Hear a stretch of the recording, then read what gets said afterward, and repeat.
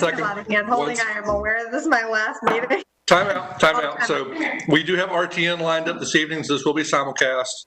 Okay. They've asked us for a 10-second countdown. Okay, so I do the 3, 2, 1, go thing? Or they said count backwards from 10. 10, 9, 8, 7, 1. Good evening, everybody. This is the August meeting of the Bicycle and Pedestrian Commission for the City of Raleigh. I'd like to call this meeting to order and do a quick round of introductions. So I'm Mary Sell, I'm the chair of the commission. Hey, I'm Dwight Otwell. I'm vice chair of the commission and chair of the Bicycle Planning Committee.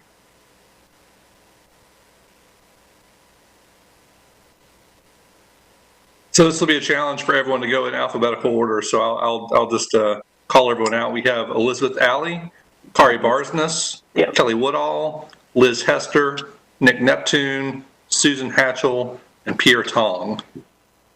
Did I miss any commissioners? Rock and roll. Very good. And city staff, you've got myself, Eric Lamb, you've got Paul Black, Barbara Godwin.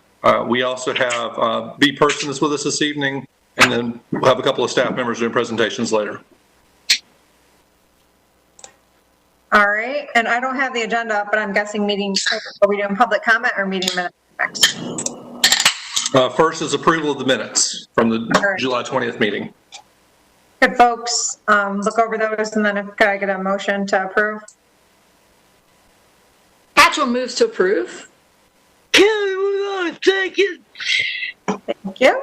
Okay, and so just a reminder that all of our votes are roll call votes. So we will go through the list here in no particular order. Dwight Otwell. Aye. Yes. Elizabeth Alley. Aye. Kari Barsness. Aye. Kelly Woodall. Aye. Thank you. Liz Hester. Aye. Mary Sell. Aye. Nick Neptune. Aye. Pierre Tong. Aye. And Susan Hatchell. Aye. Thank you much. All right, and are you able to see if there's any folks from the public here on your sidebar? There are not. All right, I'm guessing there's nobody that wants to make a public comment. Moving along, I can pull up, sorry, it's going to be a little bit funky for me to pull up the board docs, and so if you want to keep it moving too, Eric, if you know the next thing. Can do. The next presentation is regarding the Dix Edge study. And we have Sarah Ellis from the Department of Planning and Development here to give you a brief presentation. Sounds good. Sarah, can you hear me? Oh, I can hear you. Hey everyone, thanks for having me and letting me be an item on your agenda. I appreciate the opportunity. I think I sent Eric a couple slides. I think he was kind enough to pull those up for me. But Paul also included an agenda item in your backup for this, so there's a little bit of resource material for you as well. But the planning department is making an effort to provide some information to all the boards and commissions that have goals that may overlap with this study. And we're just beginning it, so my goal today is just to provide you with some information and make sure that you're aware that we're conducting a study that has some goals that I think would align with the board's feedback. So the Dix Edge study, it's a land use study led by the planning department for the neighborhoods on the eastern side of Dix Park, and that's shown on the map that you can see in front of you. And it's an 18-month study that actually is just now kicking off, so we're starting and going through January of 2022. So we'll be working on this for the next 18 months. We're hoping to do our public kickoff virtually in October, and it's going to focus on a handful of topics, but among them being equity, affordable housing, displacement, land use, what the development form could look like, transportation, and I'll say with transportation, we really have a big focus on not how can we move people through the area, but how can we help them move safely around the area, and of course also looking at safe transportation connections to the park, and we're exploring how we can use the greenway in this area as a recreation tool and also as a people mover tool, so another transportation option. that's just kind of the big picture overview, and I'm happy to go to the next slide whenever you're ready.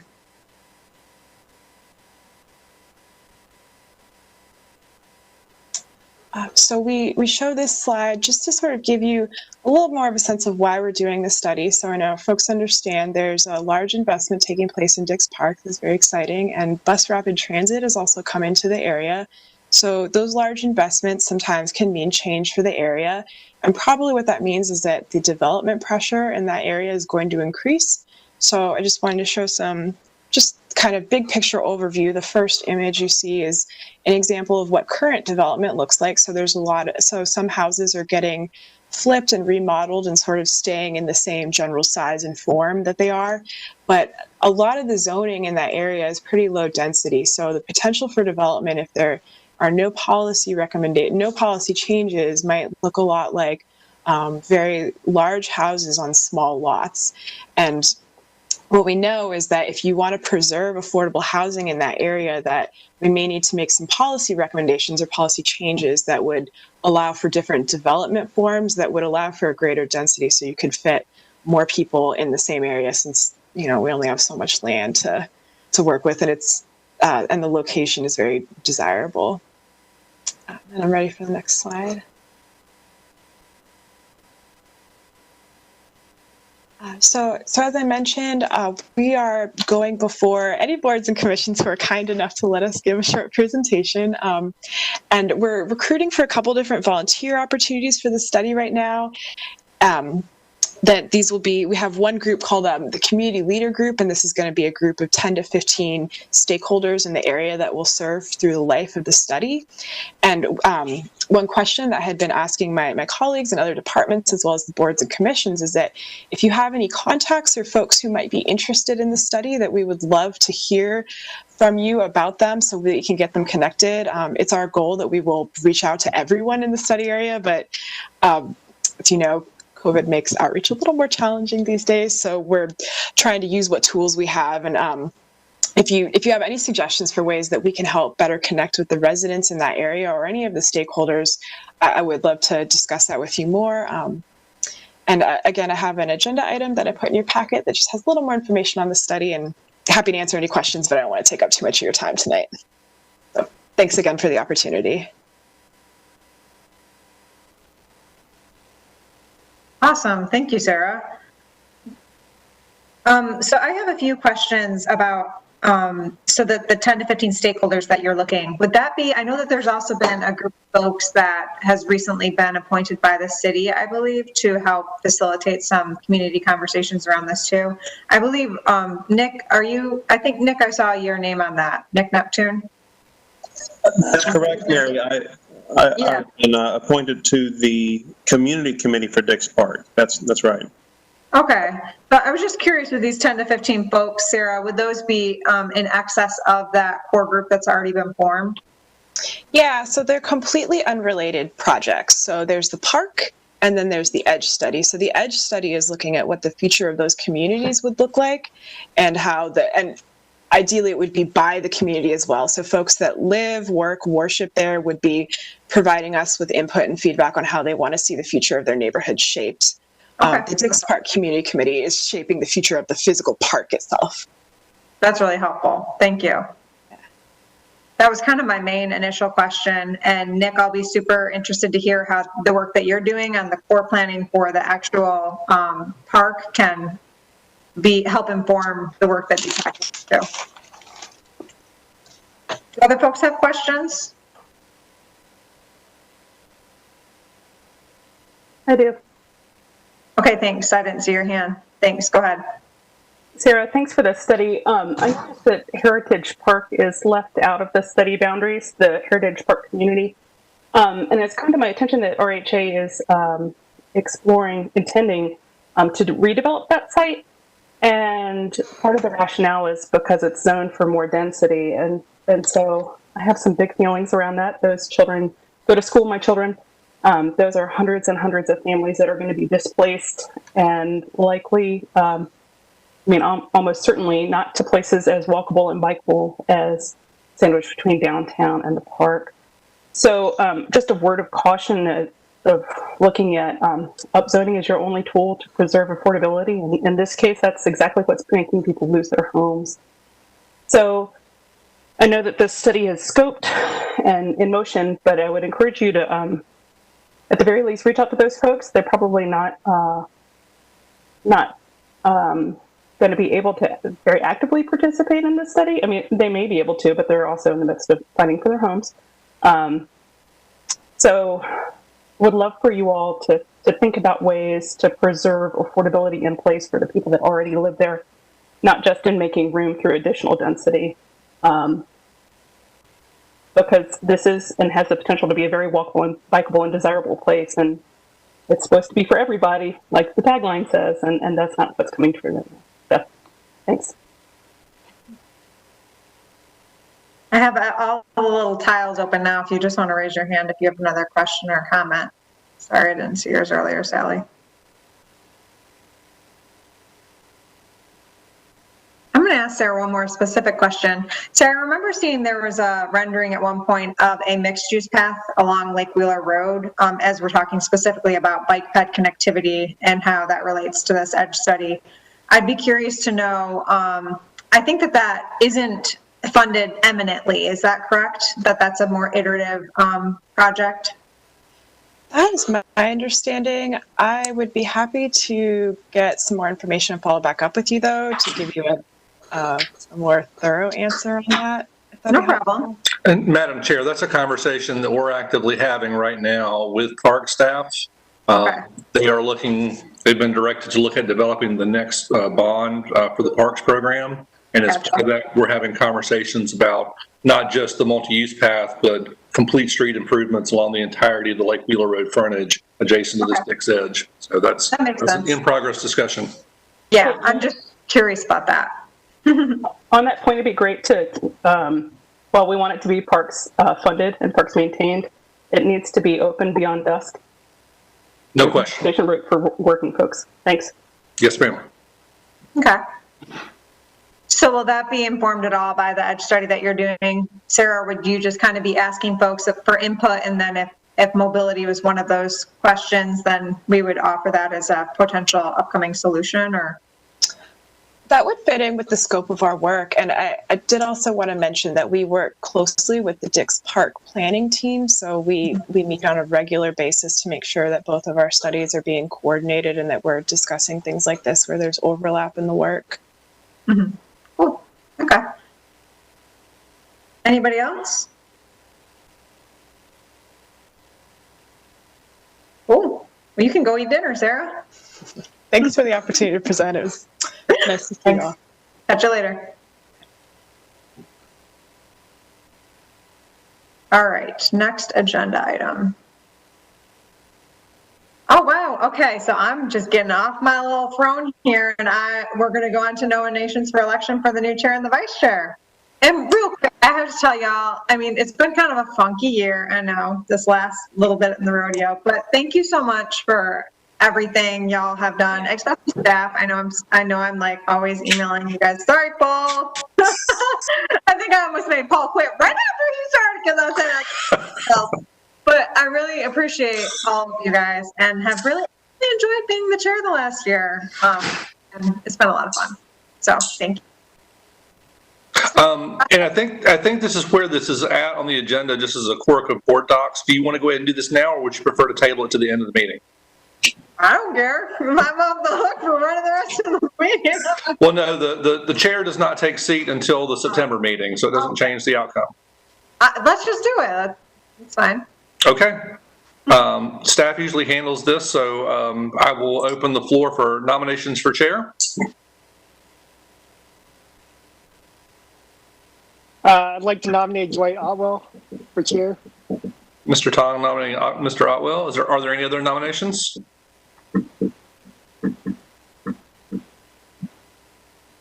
Seeing none, then we will close the floor for nominations. We did review this with the attorney's office in the past. We have done this by secret ballot. That is not allowed in the virtual meeting space, so it will have to be a voice vote on a roll call basis. So I appreciate everybody's patience with this. And so we will start off with Elizabeth Alley. Aye. Kari Barsness, Aye. Kelly Woodall,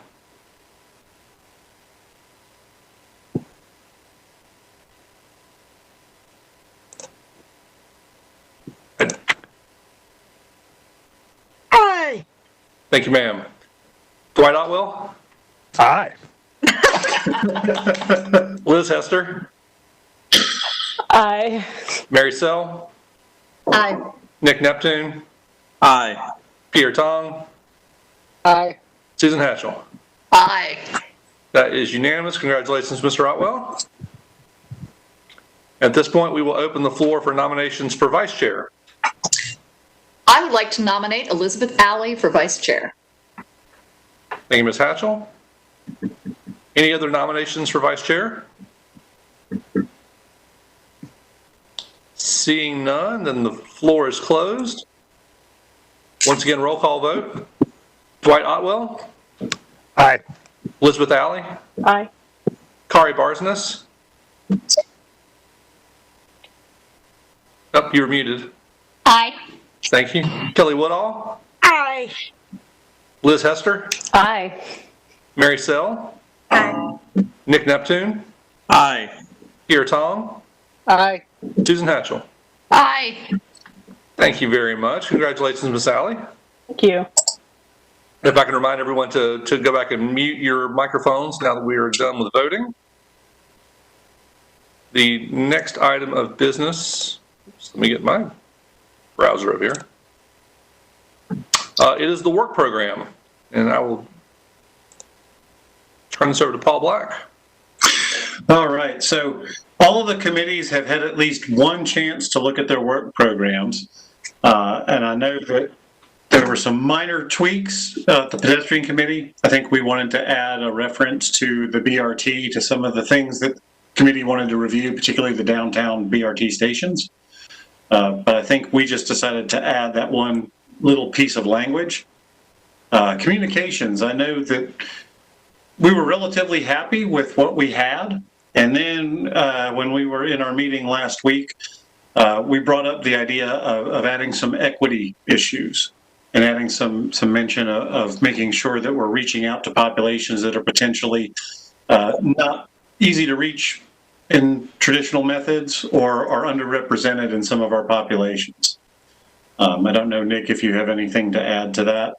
And then the bike committee, we looked at ours, and I think there are some relatively major tweaks in there. Most of them are dealing, I don't know, Dwight, if you can want to frame that up, I think you've got a better feel for it. But I think of all of the committees, I think that the bike committee had the biggest amount of change.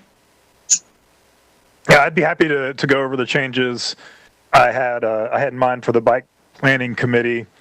I also wanted to bring up some topics and discuss some of the general commission initiatives and potentially rethinking the way these committees are structured and perhaps changing some of the committees up. Is this the proper time to bring that up, or should we get into some of the other points first? So I looked at the bylaws, and there is nothing specifying specific committees other than it says that the chair is always not an ad hoc, what's the word I'm looking for? Ex officio. Ex officio member of any committee and may form ad hoc committees as needed. So we are open to tinkering with the actual format of the committees based on the bylaws. So I would not like to, I don't have a concrete specific work plan ready to bring forward to bring to people. I had some ideas and I had a bunch of issues.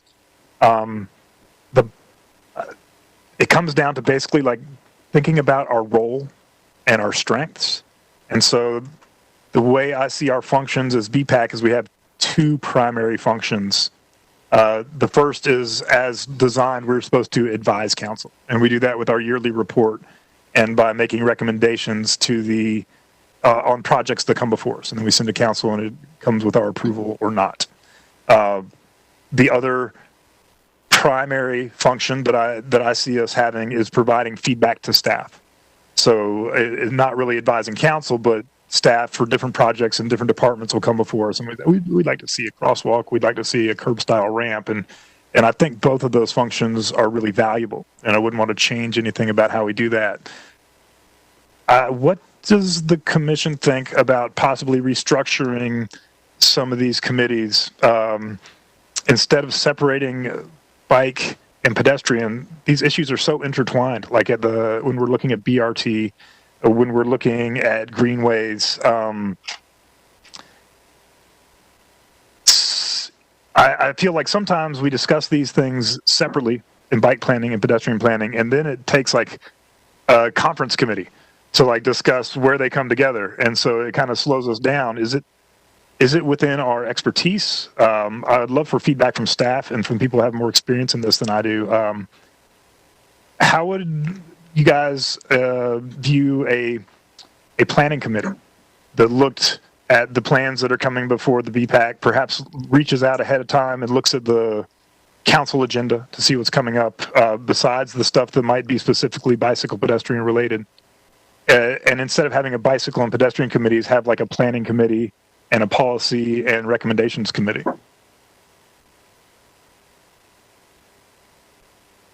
I'm looking at Eric, who has the institutional knowledge here. Yeah, absolutely. That's why he's calling me old. Stuff. I'm older than you are, so no, it's just I haven't been at Raleigh as long. Fair enough. I think the one guardrail I would suggest in this is the commission serves at the pleasure of the city council.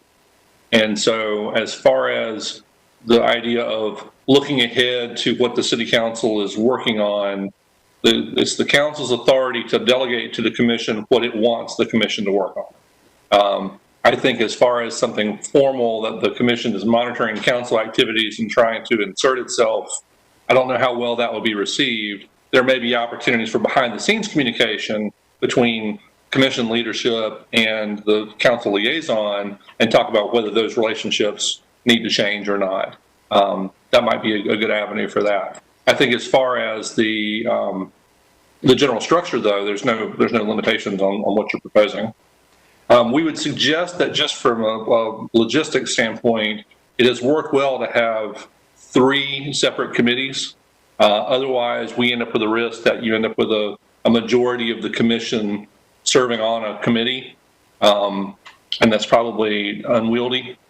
Well, I was not going to recommend that we go to a 2-committee structure. I have the 3rd committee in mind. I've spoke with Nick about this, so I think he's on board. I would like to also recommend or move that we change the community outreach committee and reorganize it as an equity committee. I think that outreach is important. When this committee was created, it was intended to perform outreach about the BPAC to the community. So getting out into the community and saying the BPAC exists, here's who we are, here's what we do, come talk to us. Paul Neville, I believe, was the impetus behind that. Mm-hmm. And he's really good at that. And it's professionally and personally like one of his passions. And I think in the past 4 years, I've been on this commission. The outreach committee has talked about some really important ideas, but it's not our strength. Organizing, promoting requires professional amounts of time. It requires being able to get together in the group and work like ad hoc without having the public access requirement.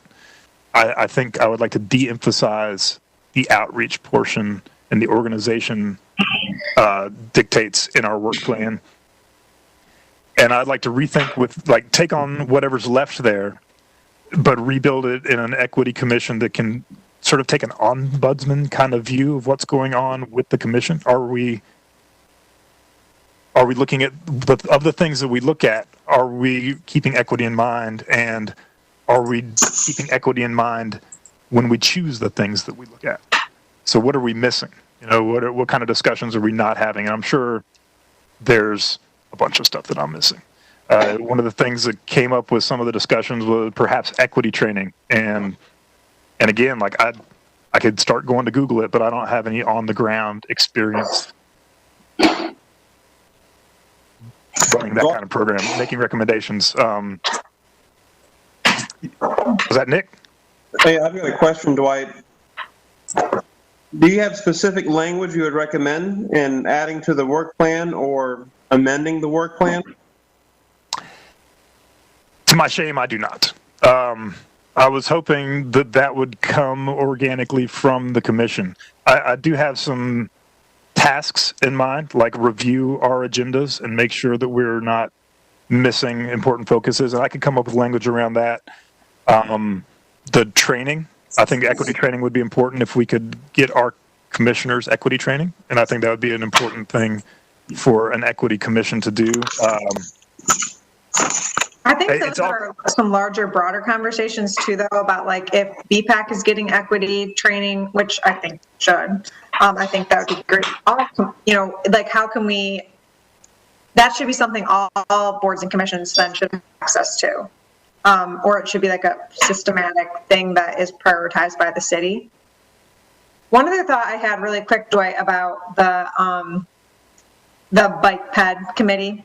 As far as the type of work, how to generate the workflow for that committee. I think that if we were looking at council agendas, that would be too late to influence that process because that's usually when they're allocating the funding. And so we would just have to think through how it would be that we would inform the projects that we would want to look at there. And I guess my primary motivation there is Eric and Paul are really good about bringing things that are under their purview before our attention. But there's a lot of stuff that impacts pedestrian and bicycle access and safety and equity that is not necessarily a strictly transportation project.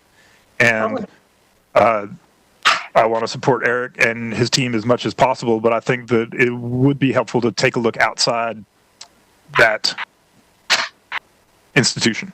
And I don't want to denigrate the work that Eric, you do, and Paul does. And I know you bring a lot of that stuff before us anyway. Perhaps it could take a little bit off your plate in these coming crunch times if we could kind of keep an eye out for ourselves to keep our agenda full and didn't have to rely on you to keep our docket. We separated it up anyway. Our plate stays full. It's okay.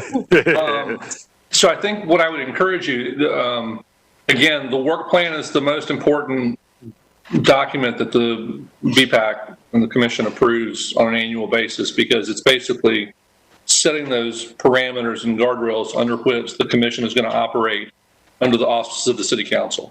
And last year, as many of you know, the previous city council had some differing ideas on what it wanted the commission to work on, which led to some delays in the implementation. So I think that absent a draft work plan set in front of you this evening and the magnitude of the changes that you're talking about here, I think it's important that the commission, assuming that everyone is on board with the structural changes that we're talking about here, aligning the new work plan to fit those new committee parameters, I think would be very important. And getting the council's blessing to move that direction for exactly those types of things that you're suggesting, Ms. Bravo. Go ahead, I'm sorry. Elizabeth, sorry.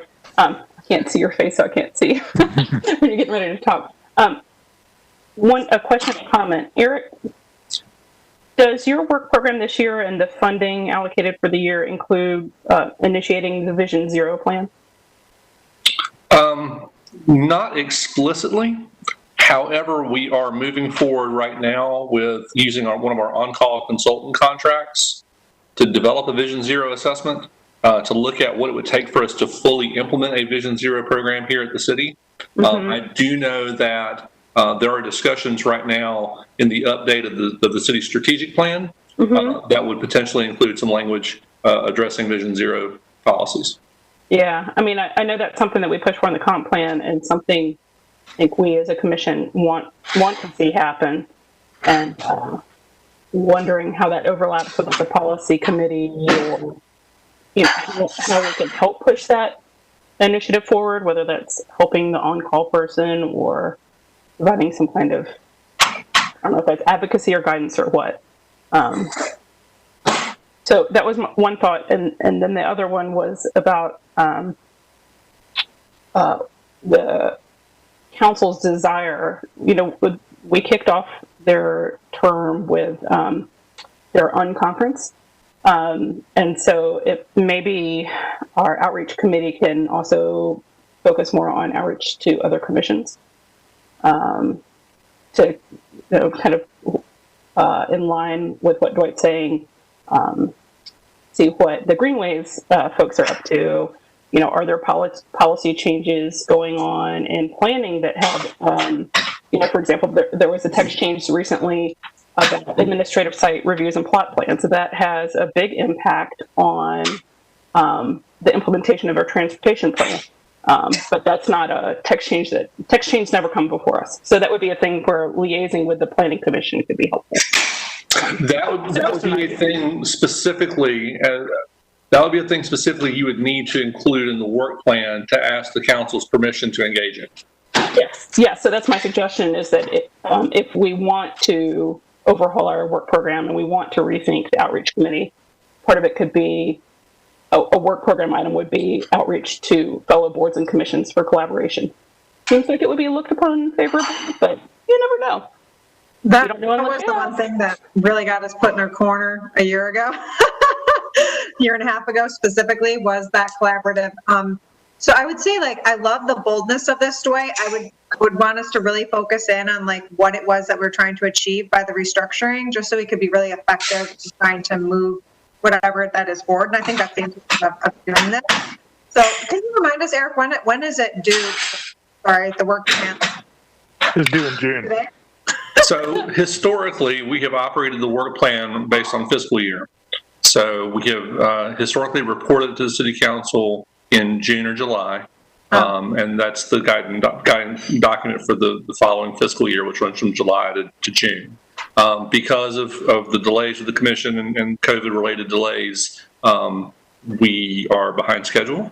And so at this point, if the commission adopts a work plan, let me pull up the calendar real quick. If the commission adopts a work plan at your next meeting, that is on September 21st, then it would be in front of the city council on October 6th. So it is pretty urgent in the scheme of things. Correct. Okay. Eric, how much advance notice do we need to have to set up a committee meeting? So, committee meetings would require a public notice, right? So the public could attend and listen to. That's correct.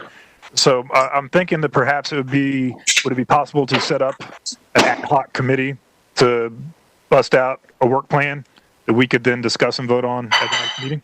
Yes. I would like to make that recommendation. I think that we could bring in the chair and the vice chair and Nick and Mary, and we need to find somebody to run the perhaps represent the policy side if Elizabeth is already there. So maybe that would be a good start. And Kari, background policy. Oh yes, We got a policy, girl. Liz, you too? I feel like you do. Communications. You're muted, Carrie. I saw the head shake. Kari. And the just out there. Yeah, sorry. I gladly help. I think I was on mute. Yeah, Dwight, I actually just emailed you. I was multitasking. Sorry.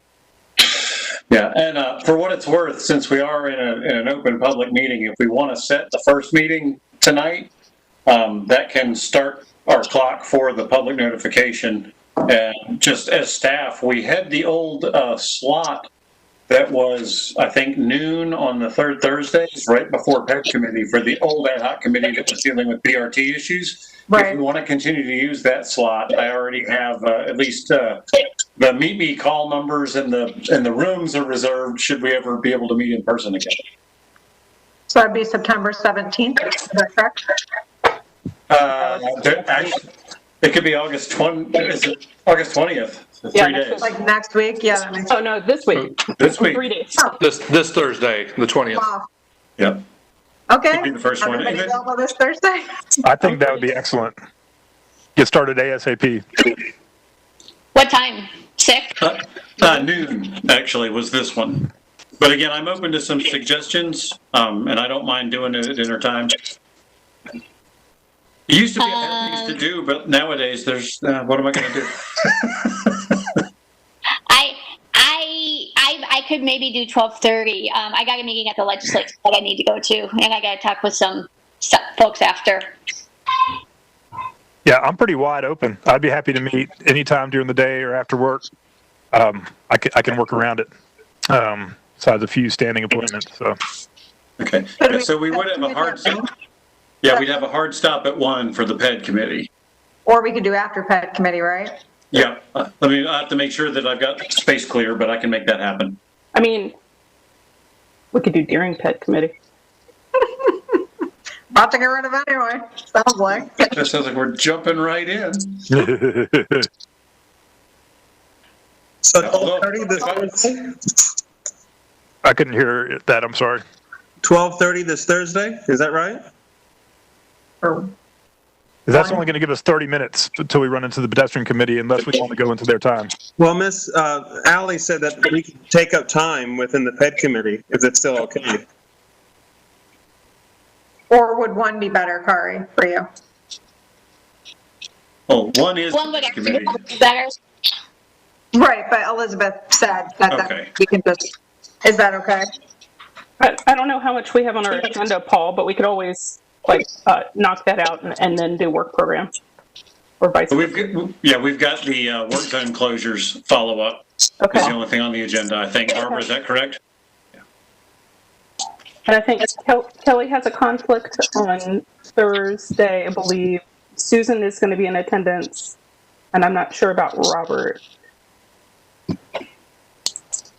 Yeah, I will be there. Okay, great.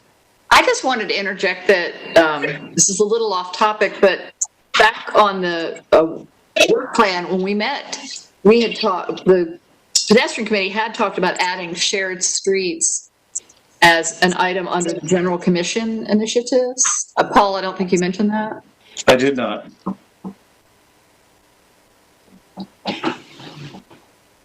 It's funny. You have a whole list working from home, I find my papers more easily than when I. Not sorry. One more I have a place list to of look. issues for whenever we have this discussion that I think there's some stuff that, like specific issues that we need to be thinking about and making sure we design our work plan that gives us the flexibility to look at those things. Robert Parrish is really interested in thinking about the audible signals at the crosswalks. We got BRT and Dix Park, and looking at CIP projects. We got the street manual and right turns on reds and Vision Zero. I could just go on. But yeah, one specific thing that I would like to bring up, and I'd like to get some feedback from Eric and Paul on this one, is Parks has a P5 document. Is anybody familiar with the P5 document? So the P5 document is public participation in parks policy planning or something like that. It's a document that describes the amount of public participation that's required for different magnitudes of park projects, from like no participation all the way up to like Chavis or Dix, which is years of multiple groups meeting over and over again. I think it would be nice to have some sort of formal document, and perhaps this could be a work of the policy committee, a formal to bring before council to say, like, depending on what kind of pedestrian or bicycle project it is, it requires a certain amount of public participation, from little small updates that we don't need to have any meetings for, all the way up to things like the North-South Greenway Connector, the Greenway project that would require multiple rounds. And the P5 document also details when the Parks Planning Board is required to take notice and give input in the planning process. So again, sometimes it doesn't even come before them at all, but given a project of 20 acres, it's going to have 2 basketball courts, they got to be in the second round, the 20% design. And it's an interesting idea to kind of formalize our role in these processes and to give Paul and Eric some concrete guidelines on, like, do we do projects? Like, when do we call the public, and are we required to? Because, like, right now, I think Paul really likes to make sure that he gets that covered. And it's absolutely appropriate. I think that there might be some situations where it's not quite an intensive and elongated project process would be appropriate. And like to take, not that I want to take away Paul's ability to make those calls, but if we take the judgment call away, then he's got a policy document to say like, hey, for this project, like, it wasn't required, and we just did it. There's a very long history about why parks developed the public involvement plan and process that they did. There were issues around park development that was not working very well, based on what I remember. I think my suggestion would be, before you go through that type of process, it might be helpful for us to maybe bring forward presentations and talk about what we currently have in place, and have an examination of that specifically as a to-do item that's on the BPAC work plan. I don't know that I would recommend keel hauling it at this point from a transportation perspective, because that does touches a lot of departments, it touches a lot of functions. I think it'll be helpful for the commission to understand exactly what we do and how we do it, especially with changes that have been made with the COVID restrictions have now led to greater public involvement. So I think that would be useful to help orient the commission from that standpoint. I appreciate it, and I appreciate you guys being patient with me as I throw out crazy ideas that I don't know the waters into which I'm jumping. So thank you for being gentle with me. But yeah, I would love nothing more than to learn about how you run that process. I think that was a great idea. So do we want to hash this out in an ad hoc committee? I think so.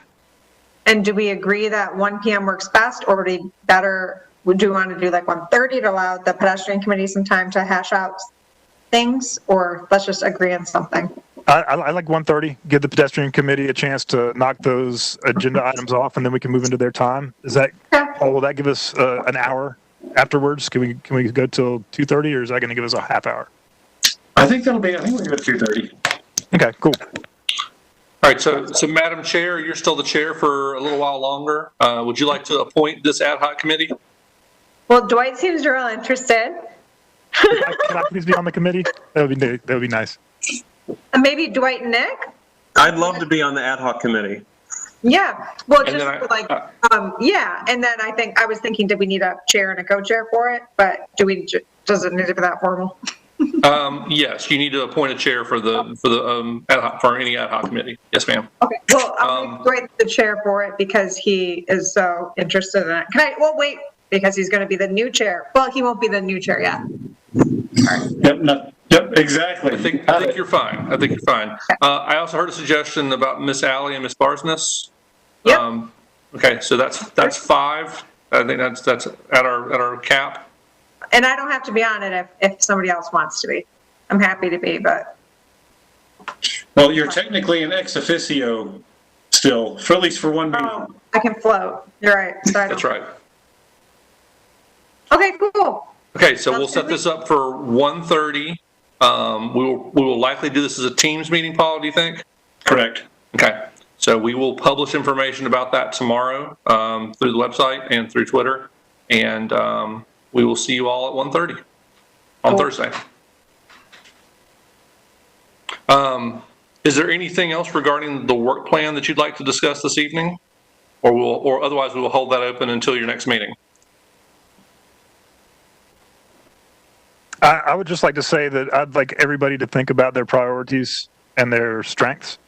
And I'll try to reach out to everybody that's not going to be in the committee meeting and make sure that there's nothing important or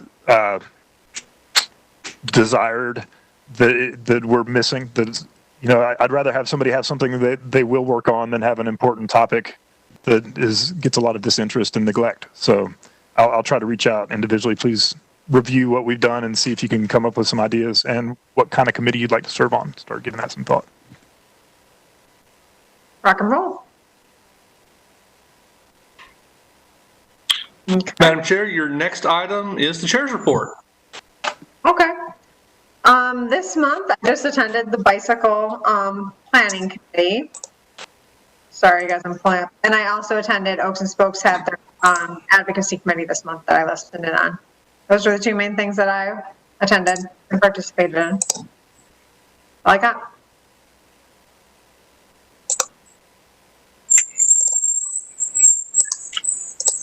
Maybe a planning meeting next. Yeah, no, we got committee reports. Mm-hmm. Yep.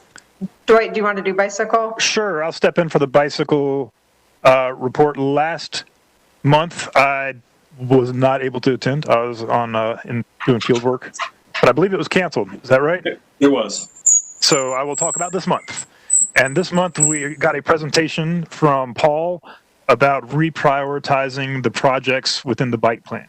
And there are a few reasons why our 10-year priority bike plan has not seen as much progress as all of us would wish.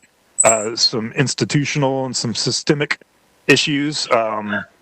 Just with the way that the project list was put together makes a lot of them infeasible and aspirational and is not really a very workable document. So Paul wants to refocus on making sure the projects are tied to their funding source, making sure that assessing the projects for their connectivity to the what's the word I'm looking for, Paul? The backbone routes. We want to make sure that they're assessed with their relationship to the background routes. And I know that there's one that I'm missing, Paul. Constructability. Constructability, yay. Can we build it? So this will allow us to better showcase, better summarize our progress over the years. So like Paul likes to point out, we've made progress on a lot of things.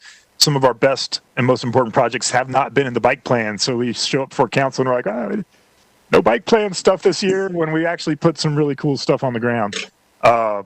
And we want to make sure that it's not really going to change the list of projects, but it will change some of the prioritization and how we get credit for them. Staff and council, I think this came from council, wants a top 10, like almost shovel-ready kind of project. Like what's ready to go? What are your priorities in parallel to the reprioritized bike plan? There are no specifics into exactly how it's going to look yet. So the bike committee looked at Paul's strategy for reassessing and has said that the strategy of looking at constructability, fundability, and the backbone connections. These are the priorities under which he's going to reassess these, and we'll bring it back again next month, and we'll have a concrete plan to vote on and bring to BPAC at that point. And Mr. Otwell, part of the urgency from our standpoint on this is that the City Council upped the allocation for bike facility improvements as part of the recent adoption of the capital improvement program. So in order for us to push that money towards the most important projects, that's what's leading us to update this list of priority projects so we can direct that money and design efforts towards those top projects. That's very exciting. Yeah, going to be great. And that is, we also spoke about the work plan, but everything that we talked about for the work plan just got thrown in the blender. So we'll come back with a better report next time. Sally, did you want to provide the pedestrian update? Sure thing. We will be having this month's meeting on Thursday. We had a little quirk of scheduling. We're going to be talking, as we did last time, about work zone closures. Paul's looked at some kind of thresholds for when they are allowed to close one side of the street or the other, looking at pet counts and traffic counts, destinations, etc., duration. And we also looked briefly at the work program, and as Susan mentioned, talked about shared streets as a concept that the commission might want to push forward. We talked about the expansion of in-road multi-use paths previously. So that's it. Join us on Thursday if you'd like. Okay, Mr. Neptune? Thank you, Ms. Sell. The outreach committee met and primarily discussed our work plan and making, amendments or adjustments to it that I suspect will come up at the ad hoc meeting this Thursday. So I will hold off on any further comment, other than to say that there was certainly a shared consensus amongst us around the issues of equity and, outreach regarding more project-specific, efforts with city staff. So looking forward to talking about that again this Thursday. Thank you. Awesome. Thank you. Okay. Mr. Lamb, could you help me out? I'm pulling up the board docs and moving through. It's staff reports. Okay. And I see Eric's muted. I'll go ahead and kick off. The 2020 repaving is underway. Some of the initial markings have already gone down. I know that Ardemont Street came down. We've already had some inquiries from folks. It wasn't all the way down. They got the initial stripes down, but they hadn't done the goring or put the bike lane symbols. And we got a email about the confusion about, like, where is the actual bike lane? And we had to say, just wait, it's coming. But we knew that some of them are already going down on the ground as we speak. Is that Hardemont? I'm sorry, which part of Hardemont is that? It's the far eastern section that goes over to Atlantic. Well, it stops at Wake Forest Road. It's the portion in front of the apartments. Okay, the other portion of it was striped just a few years ago, correct? Correct. And since we are getting the rest of it done, we are, one of the things on my docket is to revisit the, those were striped, but they were never marked as bike lanes, and there is parking allowed. They are now just considered a striped shoulder. We are looking at potentially going back and marking those for bike lanes and pulling the parking out. Again, that's a big community outreach effort. So we don't want to just jump out there and do it as staff, but we want to go out there now and talk to the community and say, since we did finish the rest of it, wouldn't you like the same facility to extend all the way down? It's a strategic connection. It parallels St. Albans. It will connect North Hills to the new side path going in on Atlantic. Ultimately, St. Albans will be a separated facility, but there's a lot of construction on St. Albans right now on the private sector side. And the city is kind of waiting for that to finish before we do anything out there, just because we don't want our infrastructure to get torn up. The construction trucks are hard on vertical delineators and bollards and things. So we're going to wait till that quiets down before we go on St. Albans. This gives us an interim. It'll be a little bit better than what we've got now. Do you got any idea how long that interim would be expected to last? That's a private sector decision. It depends on how fast things build out or if the economy slows down. So I can't really say. I'd like to think it's not more than 5 years.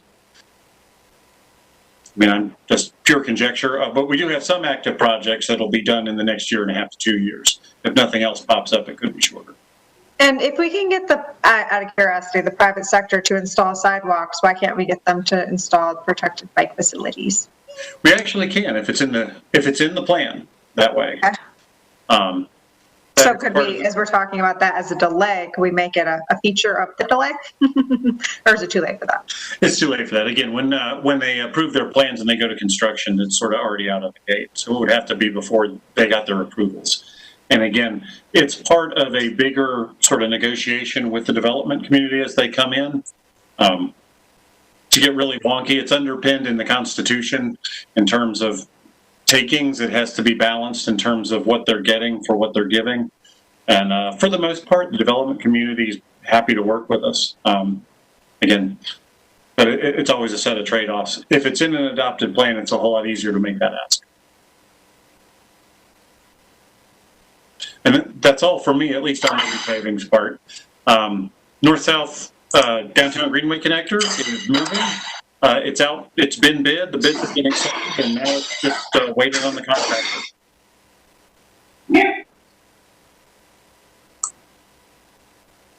Okay. Thanks, Paul. I don't think I have any other staff items to report at this point. And I'll turn it over to Barbara Godwin to give you an update on bike share. Yes. So I had a couple of slides I wanted to run through really quick. Eric, would it be easier for me or you? I got it. Okay. So just a little bit of background. Last month, Madam Chair asked me to provide BPAC with a snapshot of how ridership has changed throughout the pandemic. So you can just go ahead and scroll down. When the initial outbreak began, we didn't really know how ridership was going to be affected. We didn't really know how people were going to react to using shared mobility services.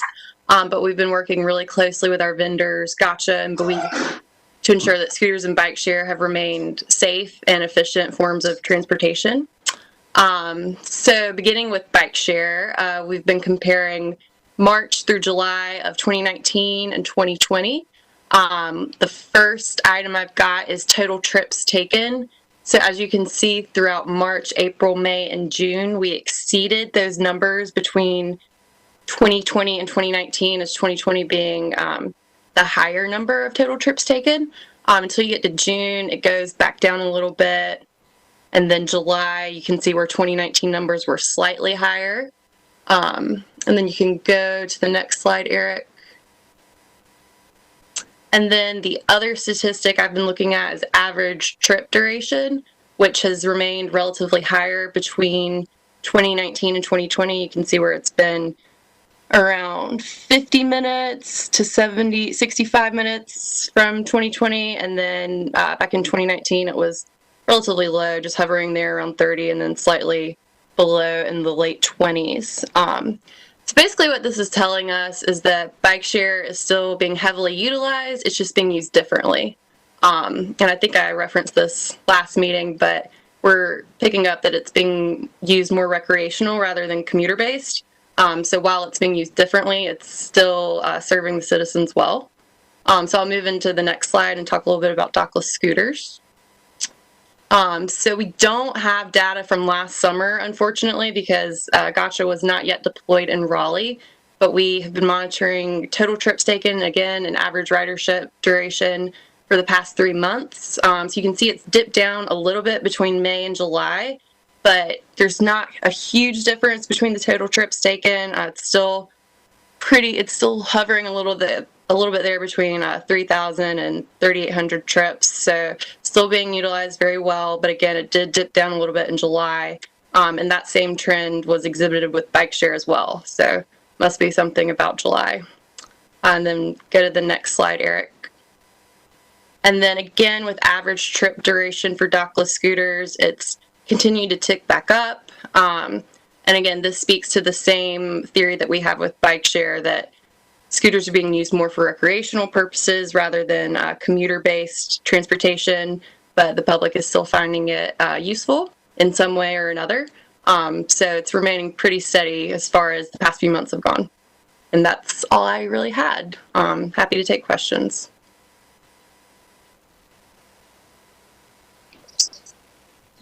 Do you have anybody with questions?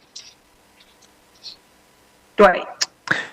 Hey, I was just a quick request. In future presentations of this kind, it would be awesome to see the trips per unit over time. Okay. Sure thing. How many units do we have out now? How many bikes are out in our fleet?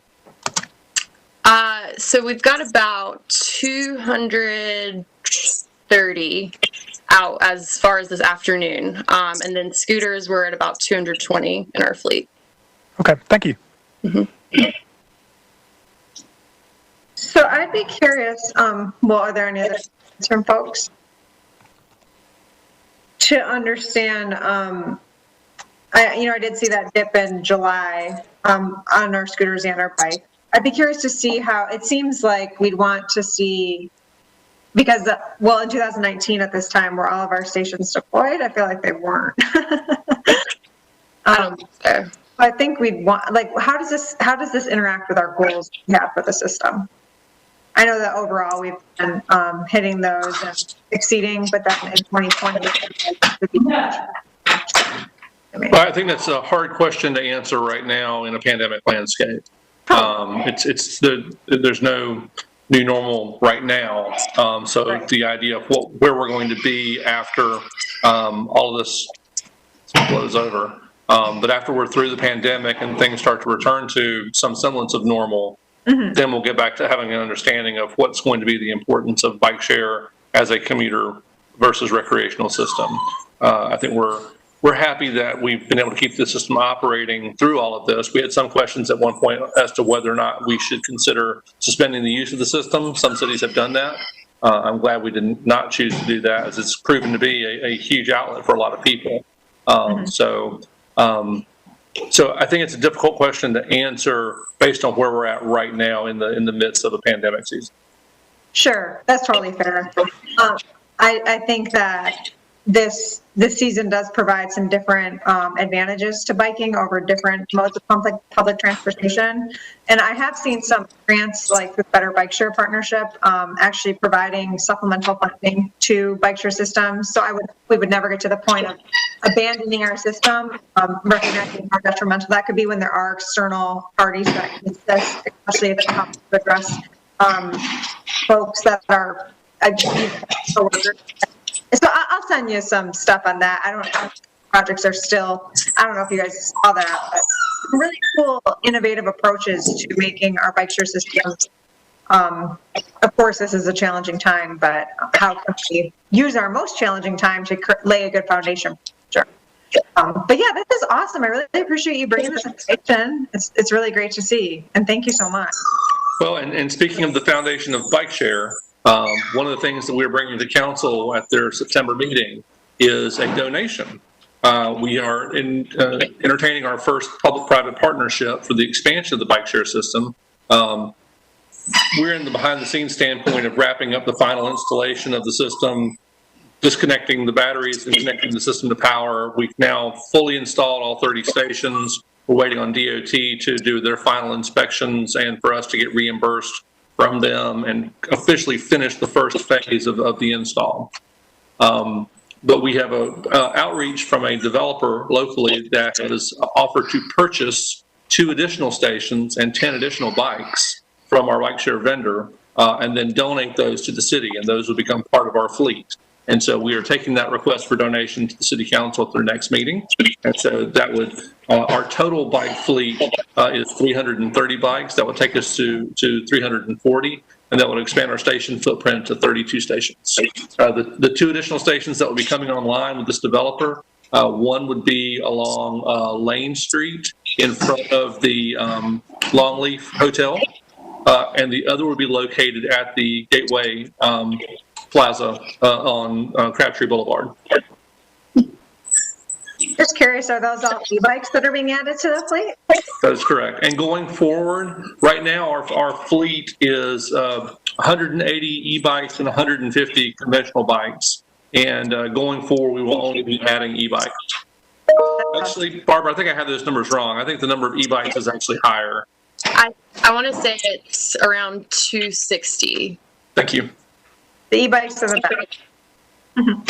Yeah, and the e-bikes are more popular. We knew that going in, that from other systems, that people will seek out the e-bikes specifically to ride. And so going forward, our acquisitions will only be e-bikes. And we'll be looking for other opportunities for other developers that want to partner with us on this. This is a great opportunity for us to expand the system with very little investment from the city. Thank you for that update. Yes, Kari, I'm sorry. No, that's okay. I actually need to make a motion to excuse myself. It's my daughter's birthday. All right, go party. All right, is that all I need to do, Eric? Yeah, there needs to be a second to the motion. Okay. And yes. Okay, so Ms. Parsons made a motion and Ms. Sell has made the second, and we need to do a roll call vote to excuse Ms. Parsons for the remainder of the meeting. Or no. Mr. Otwell. Aye. Ms. Alley. Aye. Ms. Parsons. Aye. Ms. Woodall. Aye. Ms. Hester. Aye. Ms. Sell. Aye. Mr. Neptune. Aye. Mr. Tong. Aye. Ms. Hatchell. Aye. Thank you all very much. Aye. Happy birthday. Thank you. Save us some cake. And I think that's it for staff reports, unless anyone has any questions for us. Okay. So now we just do any announcements?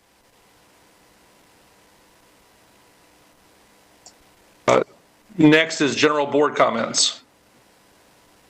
Okay. I guess I'll just do a final thank you to y'all for everything. I'll still be around, obviously. Thank you, Mary. Yes, Mary, thanks so much for your leadership. I've had fun. And it's been during trying times. A weird one, that's for sure. Yeah. All right. Anybody else? Right? Hey, I had a quick question. I don't know, Eric and Paul, if you guys know this off the top of your head. If not, sometime in the next couple of months, it would be awesome to hear about the UDO update. We spent some time in bike planning a couple years ago doing the new street sections. And I was wondering where that was in the process of moving through the machine. So as of right now, there's been some restructuring, if you haven't heard. You'll remember a few years ago, we split development services into planning and development. City manager's office and city council made the decision to put that back together. So we have a new manager of planning and development. Discussions have been working to secure a consultant to do the development of not just that, but a complete overhaul of the Raleigh Street Design Manual. And so there's conversations about how best to move that forward at this time. One step forward and 2 steps back, huh? You almost got it over the finish line, Dwight. That's all right. We got time for 20 is plenty now. That's right.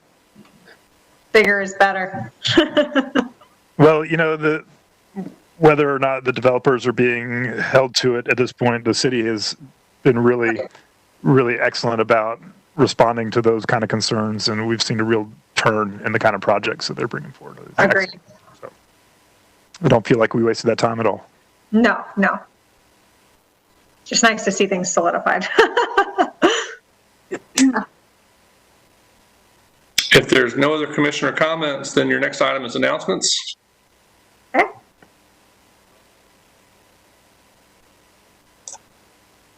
There's nothing going on. That's my. I can't remember yesterday, you guys, so. No, hey, we do have a pedestrian committee and an ad hoc committee coming up on Thursday this week. Don't forget. Looking forward to seeing some grown-ups again. All right, rock and roll. Well, should we adjourn this sucker? Your last item is confirmation that your next commission meeting will be on Monday, September 21st. Still in the virtual format, if that's okay with commission members, and that'll be at 6 p.m. Sounds good to me. Thank you. I did have a question for Eric. Everything is virtual everywhere for any stated amount of time, or just waiting and waiting and waiting? The city council has made a determination that their meetings will be virtual through the end of the year. Okay. I was just wondering if the city had made a statement. So most likely our meetings will be as well. For the foreseeable future. Yeah. Well, good. I don't want to come downtown, thank you. You at the beach, Susan? No, I'm in Raleigh. I'm just wearing my tie-dye. I think we could get a quorum at Susan's beach house for our retreat. Ad hoc committee. I'd like to second that motion. Come on, Kelly. All right. Sounds good. Thank you. Okay, so are we all set? Oh, I'm sorry, Liz, did you have something? Okay, I couldn't tell if it was a name. I was waving goodbye. I was like, oh, it's time to, There you go, let's do it. All right, short and sweet, 7:12. I'm good about that. We only have one item, I know, nothing to brag about. Yeah, well, the downside is I've got 3 projects from my engineering services queued up next month. All right, I'm all rested. All right. Come with a snack, right? Oh, do I need to adjourn? Sorry. Adjourn? Adjourned. Yes, ma'am. Thank you all very much. Thanks, everybody. Bye. Thank you. Thanks, everybody. Bye. Dwight has the gavel. I love it.